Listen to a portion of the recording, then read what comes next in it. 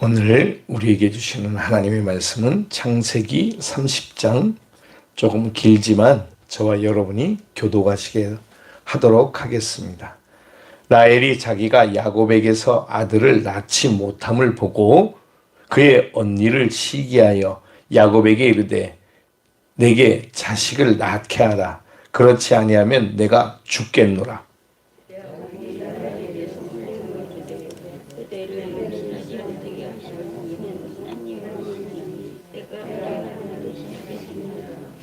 라헬이 이르되 내 여종 빌하에게로 들어가라.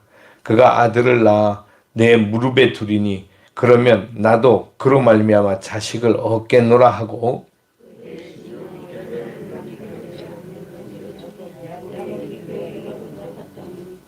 빌하가 임신하여 야곱에게 아들을 낳은지라.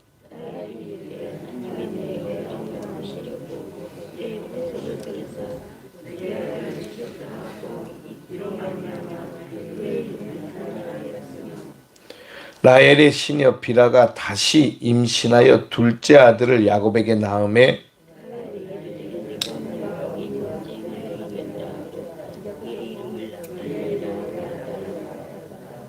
레아가 자기의 출산이 멈춤을 보고 그의 시녀 빌하를 데려다가 야곱에게 주어 아내로 삼게 하였더니 레아가 이르되 복되도다 하고 그의 이름을 갓이라 하였으며,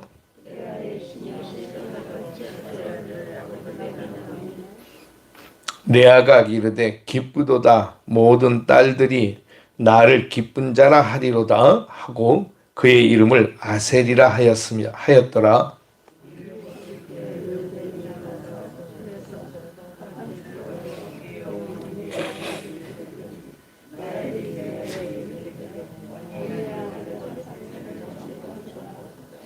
레아가 그에게 이르되 네가 내 남편을 빼앗은 것이 작은 일이냐?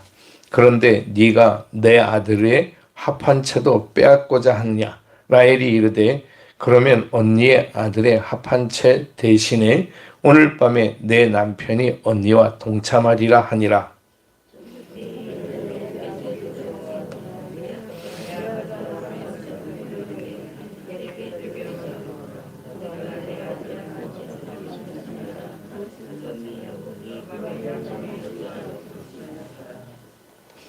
하나님이 레아의 소원을 들으셨으므로 그가 임신하여 다섯째 아들을 야곱에게 낳은지라.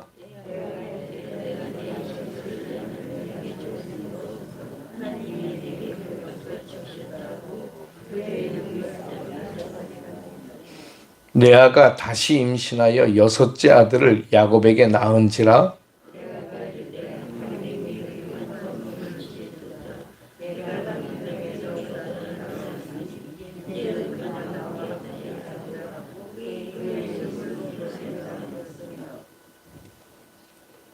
그 후에 그가 딸을 낳고 그의 이름을 디나라 하였더라.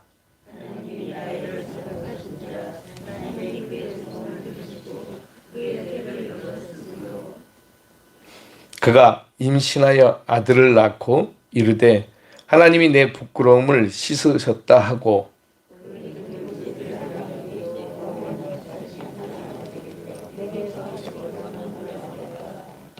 라헬이 요셉을 낳았을 때 야곱이 라반에게 이르되 나를 보내어 내 고향 나의 땅으로 가게 하시되,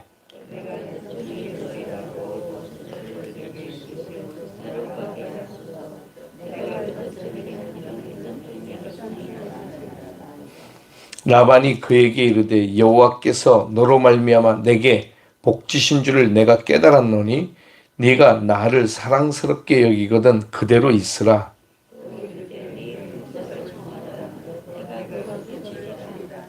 야곱이 그에게 이르되 내가 어떻게 외삼촌을 섬겼는지 어떻게 외삼촌의 가축을 쳤는지 외삼촌이 아시나이다.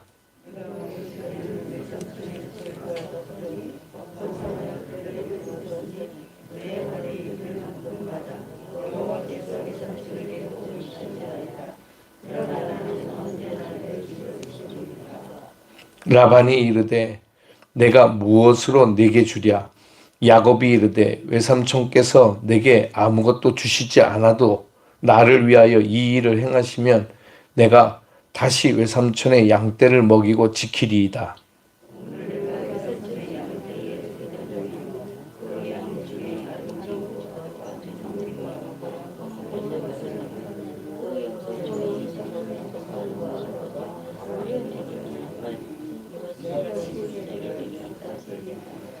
후일에 외삼촌께서 오셔서 그 내 품삯을 조사하실 때에 나의 의가 내 대답이 되리이다. 내게 혹시 염소 중 아롱지지 아니한 것이나 점이 없는 것이나 양 중에 검지 아니한 것이 있거든 다 도둑질한 것으로 인정하소서.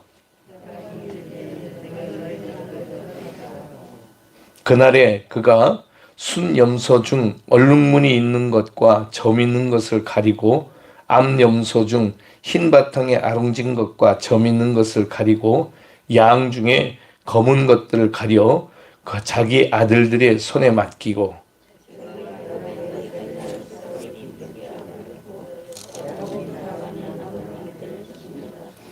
야곱이 버드나무 살구나무와 신풍나무의 푸른 가지를 가져다가 그것들의 껍질을 벗겨 흰 무늬를 내고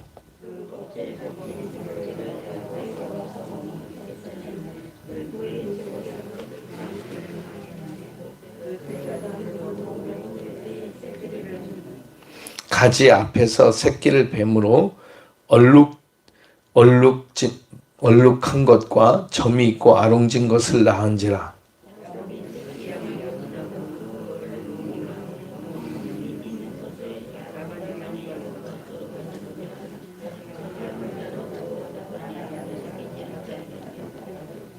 튼튼한 양이 새끼 뵐 때에는 야곱이 개천에다가 양떼의 눈앞에 그 가지를 두어 양이 그 가지 곁에서 새끼를 베게 하고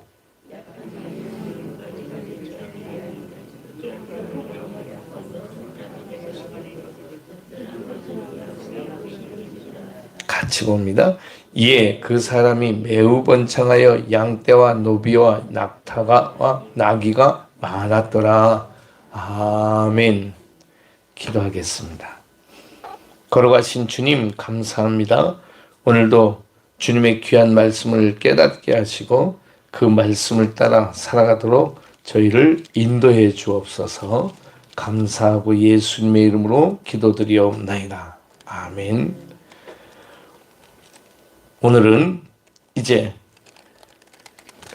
레아와 라헬의 자식을 낳은 그 일로 인해서 야곱에게 사실은 이제 근심거리가 되기 시작합니다.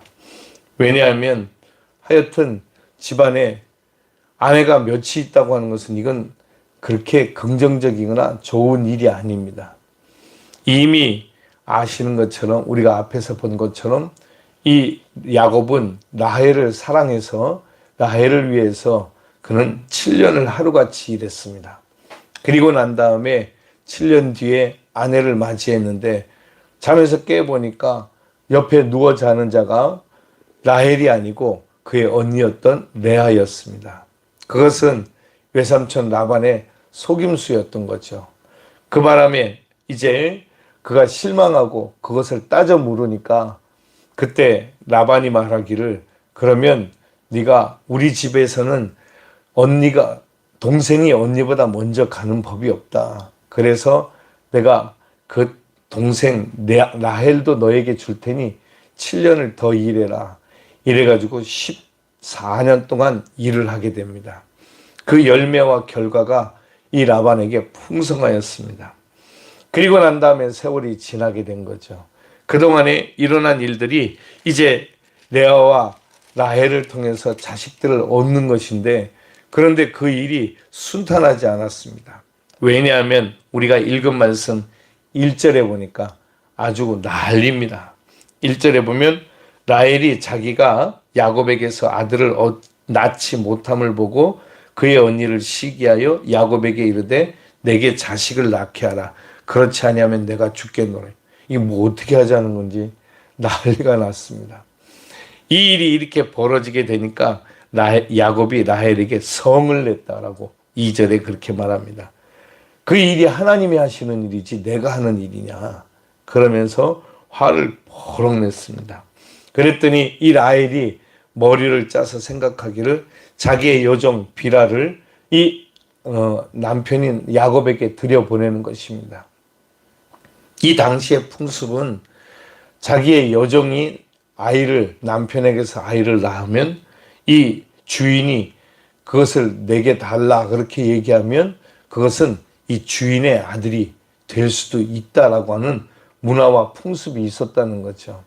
그래서 라헬은 자기의 여종인 비라를 남편 야곱에게 그렇게 아이를 낳도록 하였습니다. 결국 이 일이 진행이 돼서 5절에 보니까 비라가 임신하여 야곱에게 아들을 낳은지라 라고 말합니다. 그래서 그 이름을 단이라고 지었다라고 말합니다. 그리고 또 다시 비라가 임신해서 아들을 낳게 됩니다. 그의 이름을 납달리라 하였다. 그러니까 그 전에 이 야곱의 첫 번째 부인이었던 레아에게서 4명의 아들이 있었는데 4명의 아들의 이름은 기억이 나시죠? 예, 처음은 르우벤, 둘째는 시므온, 셋째는 레위, 넷째는 유다입니다. 그리고 이제 다섯째가 단, 여섯째가 납달리가 태어나게 된 거죠. 이걸 보고 또 레아가 가만히 있지를 않았던 거죠. 자기의 여종이었던 실바를 또 자기의 남편에게 들여보내게 됩니다. 그래서 그를 통해서 아들이 태어나는데 그것이 갓이라고 말하고 그 다음에 두 번째 아들이 태어나는데 아셀이라고 말합니다. 이렇게 되면 아들이 모두 몇이 됩니까? 계산하기 어려워지기 시작합니다. 8이 됩니다. 8이 되고 난 다음에 다시 르우벤이 이제 합한채를 얻는 사건이 일어나면서 레아에게 이제 다시 하나님이 은혜를 베푸셔서 아들 둘을 얻게 하십니다. 그 아들들의 이름은 오늘 성경에 보니까 다섯째를 아들을 야곱에게 낳았는데 레아에게서 태어난 다섯 번째 아들 이사갈이라고 그랬습니다. 그리고 또다시 여섯 번째 아들을 태어나게 하셨는데 스불론이다 이렇게 지칭하게 하셨습니다. 그러면 모두 자식이 몇이 됩니까? 10이 됩니다. 그리고 난 다음에 하나님께서 이 라헬을 국률이 돌보셔서 그에게 아들을 주셨는데 그때 태어난 아들이 요셉입니다. 그리고 요셉은 이 집에 그는 11번째 아들이지만 후에 세월이 많이 지난 다음에 국무총리가 되고 이런 사건들을 겪으면서 그가 이 야곱의 집안의 장자의 역할을 하게 되죠. 그리고 나중에 이 라헬에게서 다시 한번 하나님이 은혜를 베푸셔서 주신 아들이 베냐민. 그리고 안타깝게 라헬은 이 12번째 아들인 베냐민을 낳다가 세상을 떠나게 됩니다. 이것이 하나님께서 야곱에게 주신 자식들입니다. 그리고 하나님께서는 또 레아에게 하나님의 은혜를 베푸셔서 이 집안에 아들만 12이 있는 집안에 딸을 하나 주시는데 그 딸의 이름이 디나였습니다. 그러니까 각기 이 야곱의 부인들에게서 레아에게서 6명 그리고 딸 하나 7의 자식을 두게 되었으며 그리고 각기 이 라헬에게서 2의 아들들 그 다음에 비라에게서 2 실바에게서 2 그래서 모두 12명의 아들들을 두게 됩니다. 그리고 이 아들들은 후에 이 이스라엘의 13명의 지파를 이루게 되죠. 레위 지파를 하나님께서 따로 골라 뽑으셔서 그들을 제사장의 집안으로 삼으시며 그리고 성전 맡은 자들로 구별하시고 그리고 그들에게는 따로 기업을 주시지 않고 너희에게 기업은 나다. 하나님이 직접 그들에게 기업이 되게 하셨습니다. 그리고 난 다음에 요셉의 2 아들인 므낫세와 에브라임을 둘로 나누어서 첫째 아들 므낫세와 에브라임 둘째 아들을 각기 한 지파씩을 얻게 하셔서 후에 12지파가 되게 하십니다. 지파로 12지파, 그리고 제사장과 성전 맡은 자들이 레위 지파, 모두 13지파가 만들어지게 되는 거죠. 이 과정들이 오늘 성경에 기록이 되어 있습니다. 그런데 아직 베냐민은 태어나지 않고 있죠. 베냐민이 태어나면 라헬이 세상을 떠나게 됩니다.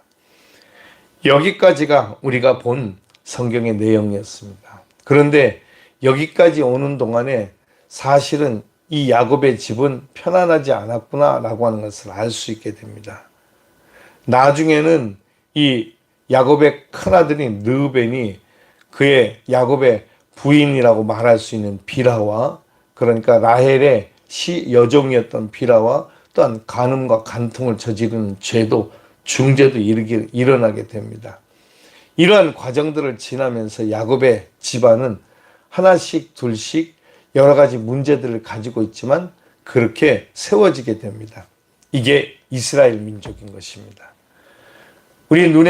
우리가 생각하기에는 그들이 뭐 대단한 민족인 것 같이, 마치 이스라엘 사람들이 자기들이 특별한 민족이라 선택을 받은 것 같이 그렇게 생각들을 합니다. 그런데 그렇지 않습니다. 그들이 만들어지게 되고 그 민족들이 세워지게 된 그 과정들을 보면 여러분 어디 특별해 보입니까? 오히려 얼마나 문제가 있고 인간의 욕심이 그대로 드러나 있는 그러한 모습이다라고 우리는 볼 수 있지 않습니까? 사람이 살아가는 것이 하나도 틀린 것이 없고 다 거기서 거기고 똑같습니다. 누구라도 더 잘난 사람도 더 못난 사람도 없습니다. 그러니 여기에서 보면 큰아들 르우벤과 그리고 막내 아들인 요셉과의 지금 현재에서 요셉과의 나이 차이는 엄청나게 많습니다. 그러니까 형님과 동생뻘이라기보다는 마치 아버지와 아들뻘이 될 정도로 나이 차이가 많은 세월이 흘러가게 된 거죠. 여러분 상식적으로 생각을 해봐도 자식을 임신해서 낳고 이렇게 한다 그러면 그 세월이 적어도 1년 반 이상은 지나가야 되지 않겠습니까? 그죠? 그렇게 생각을 해서 따져보면 결국 이 요셉과 이 르우벤 사이에는 20년 이상의 상관이 있다고 하는 것을 우리는 알게 됩니다. 그런 과정 속에서 이 이스라엘이 민족이 세워지게 됩니다. 그러니 이 이스라엘 민족이라고 하는 것은 하나님이 주신 은혜의 한 부분이구나 라고 하는 것을 우리가 깨닫게 됩니다. 여러분 여기서 아들을 낳고 자식을 낳는 데 있어서 하나님의 은혜가 아닌 사람이 누가 있겠습니까? 결국은 이 모든 일들이 하나님께서 후에 이스라엘의 12지파를 이루시고 그리고 그 일들을 통해서 민족을 이루게 하시는 하나님의 계획이라는 것을 우리는 알 수 있게 됩니다. 그러니 우리가 지금 당장 우리의 삶에서 일어나는 모든 일들은 알 수가 없지만 세월이 다 지나고 나서 역사가 만들어질 때, 그러니까 우리 인생에 살아온 삶의 발자국이 아니라 우리가 살아온 발자국들이 다 모이게 되면 어제 말씀드렸잖아요. 그죠? 그것들이 역사가 만들어진다고. 역사가 될 때 그때서야 우리는 아하, 하나님이 이렇게 일을 하셨구나 라고 하는 것을 깨닫게 됩니다. 하나님은 지금도 저와 여러분들을 통해서 하나님의 일을 하고 계십니다. 그 일들은 놀랍고 은혜로워서 우리의 상상으로는 생각할 수가 없습니다. 언젠가 이렇게 우리 처가 식구들이 모이고 또 우리 가족들이 모여 있는데 우리 어머니 아버지 밑으로 자식들이 쭉 모여 있습니다. 손자 손녀들이 다 모여 있습니다. 얼마나 많은 식구들이 모여 있는지 한 20명 가까이가 모여 있습니다. 제가 언젠가 한번 그랬습니다. 어머니 아버지 한번 보세요. 이게 다 어머니 아버지 밑으로 낳은 속으로 낳은 자식들이라고.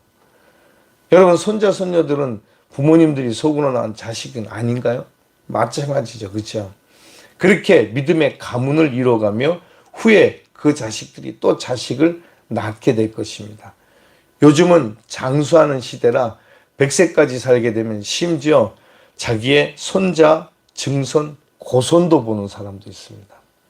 그러니까 4대손까지 보는 사람들도 있다는 거죠. 그러면 그 그렇게 많은 가족들이 모여 있으면 몇 명이나 되겠습니까? 여러분, 얼마나 놀라운 일들입니까? 우리의 가정이 내가 가족을 이루고 내 가족이 가문을 이루고 내 가문이 민족을 이루고 내 민족이 또다시 세계 열방을 향해서 축복의 통로로 쓰임받다 나아가는 것. 이것이 아브라함의 복이었던 것입니다. 아브라함이 복받고 아브라함의 가정인 이삭과 야곱이 복을 받고 그리고 그들이 가문이 되어서 이스라엘이 복을 받고 민족이 되고 그리고 그 민족이 복을 받으니까 그들을 통해서 세계 열방이 복을 받게 하는 통로가 열려지는 것. 그래서 하나님은 아브라함에게 너는 복이 될지라 라고 말씀하신 그 사건이 그대로 이루어진 거죠. 그러니 우리의 복은 내가 복을 받고 우리 가정이 복 받고 우리 가문이 복 받고 우리 민족이 복을 받고 세계 열방이 복을 받는 계속해서 그 복이 점차 퍼져나가게 만들어지는 것인 줄로 믿습니다. 저와 여러분들의 가정이 그런 복의 주인공들이 되시길 축복합니다. 그리고 25절 이하부터는 야곱이 라반에게 품삯을 청하게 되는 이야기입니다. 원래는 야곱은 이제 여기서 더 이상 외삼촌의 양떼나 치면서 머무를 수 없다. 그래서 우리 가정과 가문을 세워나가야 되겠다. 아들이 11명이나 생겼는데 이렇게 있어서 되겠습니까? 그렇죠? 그래서 떠날 생각을 했는데 아버지께로 돌아갈 생각을 했는데 왜냐하면 거기는 이미 때를 이루고 있으니까요. 가족의 때를 이루고 있으니까 돌아가야 되겠다라는 생각을 하는데 이 라반이 자기가 가만히 생각해 보니까 지난 14년 동안 이 야곱으로 인해서 얻은 복이 엄청났던 것입니다. 그래서 돌려보낼 수가 없었습니다. 그리고 직접 이 라반의 입을 통해서 너를 통해서 우리가 받은 복이 엄청나다라고 말합니다. 그래서 이렇게 말하죠. 27절에 보니까 라반이 그에게 이르되 여호와께서 너로 말미암아 내게 복 주신 줄을 내가 깨달았노니 내가 나를 사랑스럽게 여기거든 그대로 있으라. 못 보내겠다는 거죠. 너가 야곱이 얼마나 일을 잘하는 사람이었는가. 그리고 야곱을 통해 세상 사람들이 어떻게 복을 받는가. 그러니까 야곱은 열심히 일하고 최선을 다하며 그리고 그가 하는 것들은 하나님께서 복 주셨다는 것이죠. 그렇게 잘 되는 사람이었습니다. 그러니 세상에 야곱을 탐내지 않을 사람이 없었던 거죠. 그러니까 라반은 이 야곱을 보낼 수가 없었다 이렇게 이야기를 합니다. 근데 야곱이 말합니다. 그렇다면 내게도 임금 삭슬 달라고 그렇게 요청할 때 그러면 내가 뭘 주랴. 야곱은 하나님이 주신 지혜를 통해서 그냥 그렇게 말합니다. 흰 양떼나 흰 염소는 다 외삼촌이 가지시고 아롱진 것이나 점 있는 것이나 검은 것들은 다 제게 주십시오. 여러분 이 당시에 털을 깎아서 이 양떼가 가지고 있는 재산으로 쓰지 않을까요? 그럴 때 아롱진 것이나 검은 것은 털을 어디다 쓰겠습니까? 거의 값어치가 없는 것입니다. 그래서 하얀 털이 그들에게 가장 좋은 털로 그렇게 여겨지고 가죽으로 여겨지는데 그건 다 외삼촌이 가지시고 그리고 외삼촌 눈에 별 볼 일이 없다고 생각되어지는 아롱진 것이나 검은 것들은 제게 주십시오. 이렇게 하니까 이 라반의 입장에서는 손해날 게 없는 거죠. 그럼 그렇게 하자. 그리고 난 다음에 이 야곱과 라반의 집의 길을 그러니까 멀리 떨어지게 집을 살게 하였습니다. 왜냐하면 그 사이에 일어나는 모든 일들이 증거가 되도록 하기 위해서 예를 들어서 하얀 양이 있는데 그걸 야곱이 가지고 갔다 그러면 사흘 길을 가야 되잖아요. 그러니까 금방 표시가 나서 가서 만약에 그게 들통이 나면 다 뺏어버리겠다고 하는 이 욕심이 가득한 라반의 생각이 거기에 품어져 있는 거죠. 그렇게 했는데 이 야곱이 어떻게 하는지는 잘 모르겠지만 이 양떼나 그리고 그 염소떼나 이런 것들이 그 암컷들이 임신할 때쯤에는 그들에게 이제 오늘 성경에 보니까 38절에 보면 그 껍질 벗긴 나무가지 몇 가지를 보여주고, 그리고 그 사실은 거기서 약간의 향이 난다고 합니다. 그 냄새가 나면 우리는 사람들은 냄새로 살지 않지만 짐승들은 냄새가 굉장히 중요한 그 짐승들이 살아가는 그런 이유가 되잖아요. 그런데 이 냄새를 맡으면서 그 냄새에 의해서 이제 양들이 그렇게 아롱진 것이나 그런 색깔이 있는 새끼를 베게 된다고 합니다. 근데 잘 모르겠어요.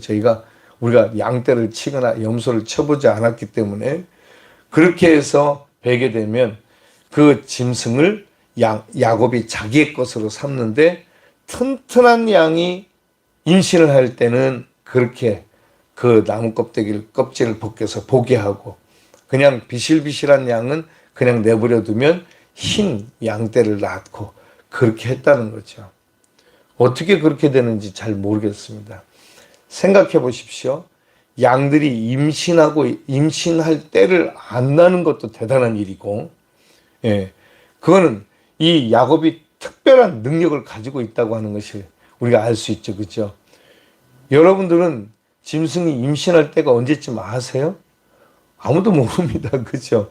물론 그럴 수는 있죠. 예를 들면 뭐라 그러죠? 무슨 기한이 있겠죠, 그죠? 그때가 되면 임신할 때 그렇게 할 수도 있겠지만, 그런다고 해서 다 임신을 하는 것은 아닐 것입니다.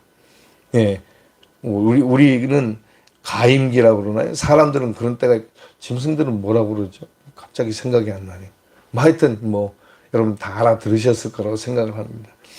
그럴 때마다 그렇게 했다는 거죠. 양이 한두 마리도 아니고 한두 떼도 아니고.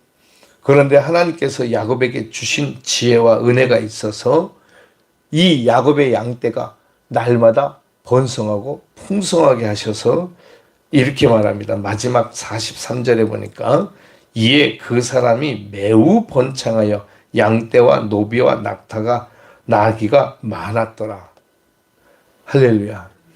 하나님이 인도하신 거죠. 그러니까 이 라반의 입장에서 보면 이렇게 야곱의 양떼가 많아질 때 만약에 흰 것이 한 마리라도 있다 그러면 다 뺏어올 욕심이 가득했던 사람인 거죠. 그런데 이 라반과 라반의 아들들이 이 야곱에게 흰 짐승이 있는가 늘 감시하고 있지 않겠습니까? 그죠? 그리고 어떨 때는 자기들의 양떼를 가져 놓으려고도 할 수 있었을 것입니다. 그런데 이미 자기들이 스스로 작정을 하기를 사흘길을 두었다 그랬잖아요. 그러니까 그거 갖다 놓는 동안에 이미 들켜버릴 것입니다. 그러니 이 일들이 다 하나님이 계획하셨던 거죠. 여러분 안 놀랍습니까? 그죠?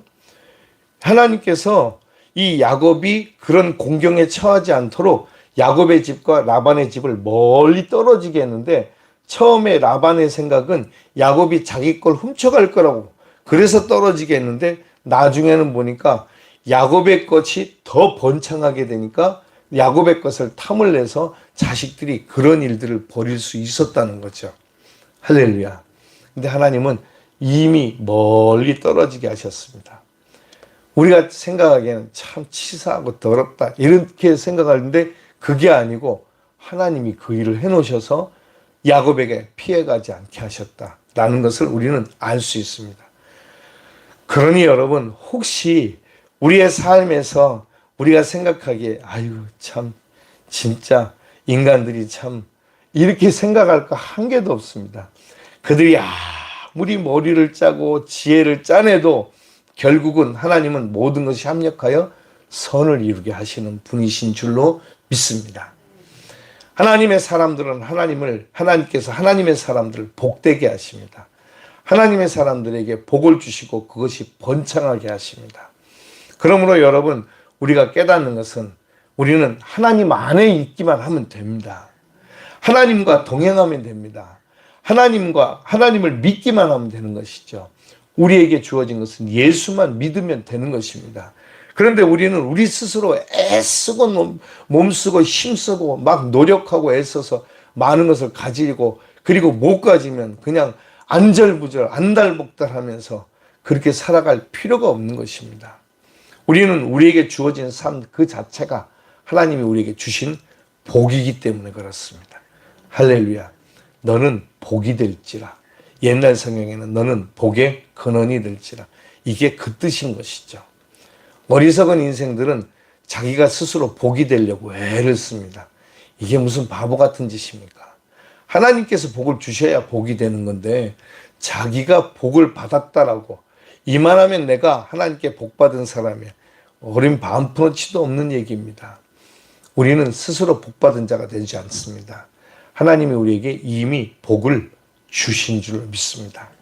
저와 여러분들이 그 복을 받아 구원의 복, 생명의 복, 믿음의 복, 그 복을 받고 살아가는 동안에 이 세상의 일은 오늘 야곱이 번창했다고 하는 것처럼 그렇게 번창되어지는 역사가 일어날 줄로 믿습니다. 번창한다고 해서 그것 자체가 복이 아니에요. 야곱이 지금 얼마나 번창했어요. 자식은 11 두었죠. 아들만. 딸 하나, 디나까지 하면 12이에요. 그리고 양떼와 소떼가 얼마나 많습니까? 그런데 야곱은 나중에 바로 앞에 섰을 때 내 세월이 지독히 나그네 같다고. 내가 이 땅에 아무 소망도 없다고. 그렇게 고백하지 않습니까?